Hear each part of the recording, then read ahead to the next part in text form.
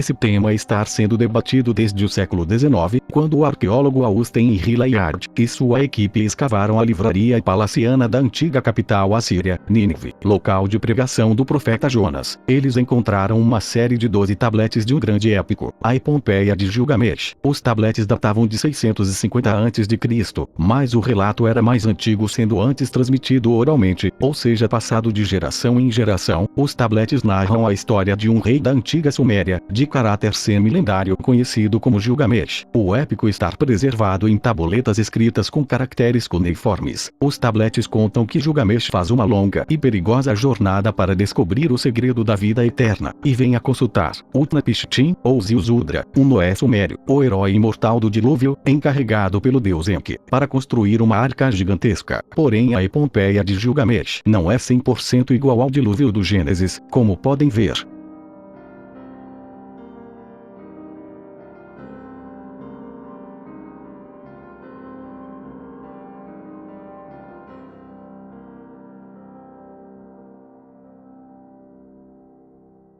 Céticos acusam o Gênesis de ter plagiado a narrativa do dilúvio da Epopeia de Gilgamesh. Eles se baseiam no fato de que o relato sumério é mais antigo que o relato do Gênesis. O relato do Gênesis foi escrito por volta de 1400 a.C., e o relato sumério é mais antigo oralmente. Porém, os céticos não apresentam argumentos bem embasados para essa acusação, até porque muitas pessoas podem escrever sobre o mesmo evento em diferentes épocas, sem que isso seja considerado plágio. Mas se o Gênesis não é cópia da Epopeia de Gilgamesh, qual a explicação de serem tão parecidos? Se os céticos fossem menos ignorantes, conseguiriam perceber algo tão óbvio: os dois relatos vêm de uma mesma raiz ou tradição, passada por geração de vários povos, como os semitas. Primeiro é importante saber o que é um mito. Um mito é um relato distorcido de uma tradição oral, ou seja, é baseado em algo real. Um exemplo de como funciona a distorção oral é a brincadeira de telefone sem fio, que todos fizemos na escola quando criança. O mesmo acontecia com os povos antigos. Um exemplo são as várias versões de mitos da mitologia grega.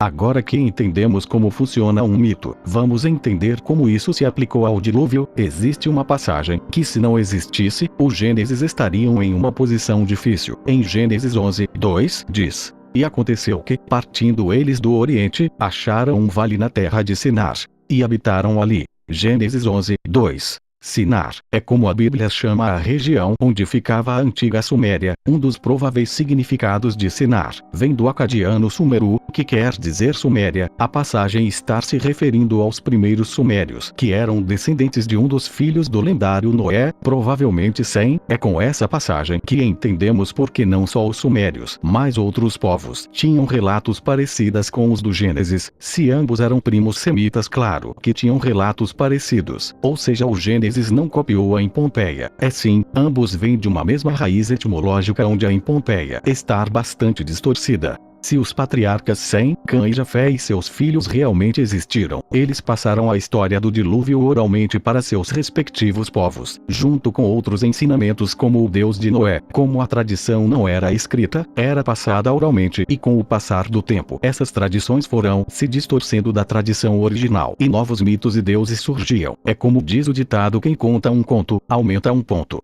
Isso explica porque nas primeiras inscrições dos povos, como os sumérios, existia um Deus que criou tudo, e posteriormente isso foi mudando. Os povos começaram a falar de 2 deuses, 3, 4 e assim vai. Um exemplo disso são os tabletes de Ebla. Alguns dos tabletes falam da existência de um Deus que criou tudo. Outras citam os deuses pagãos, Baal, Dagon e Azera, que antes só eram conhecidos pela Bíblia. Cita cidades como Sodoma e Gomorra, e alguns nomes comuns da época. Eles incluem Abramu, traduzido como Abrão ou Abraão. Esses tabletes são bastante importantes para a arqueologia bíblica, e também batem com várias localidades do Antigo Testamento.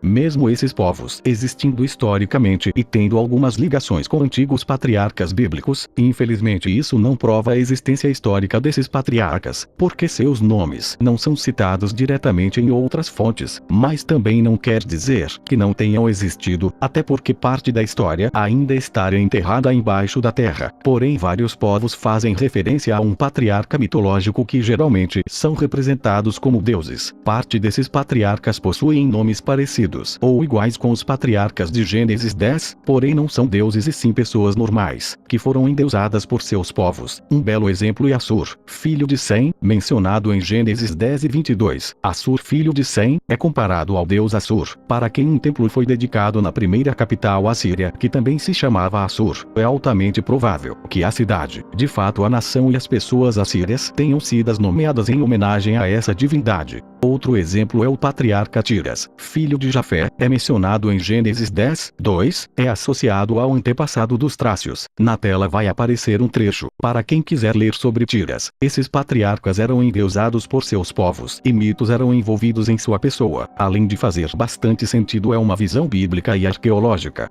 Com tudo isso vemos que o relato do dilúvio é mais antigo do que se pensava. A Epopeia de Gilgamesh nos dá evidências do quão antigo é. Engana-se quem pensa que só existem esses relatos do dilúvio. O relato está presente em quase todas as antigas civilizações, e o interessante é que os relatos são do começo desses povos. Por isso são tão semelhantes, ainda não estavam tão distorcidos do original. Muitos podem argumentar que esses povos copiaram os relatos uns dos outros. Então me responda como os maias do outro lado do mundo iriam copiar o relato dos sumérios no Oriente Médio?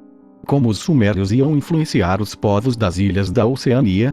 Isso só prova que todos os povos tiveram algum tipo de ligação, seja cultural ou genética. A Epopeia de Gilgamesh é uma em mais de 270 histórias diferentes do dilúvio, estão em contextos culturais tão diferentes como algonquinos, astecas, maias, havaianos, sumérios, incas, babilônicos, persas, gregos, chineses, hindos, fijianos, hebreus, pascuenses, esquimós, egípcios, alguns povos das Américas do Norte, Centro e Sul, e alguns povos da África e Europa.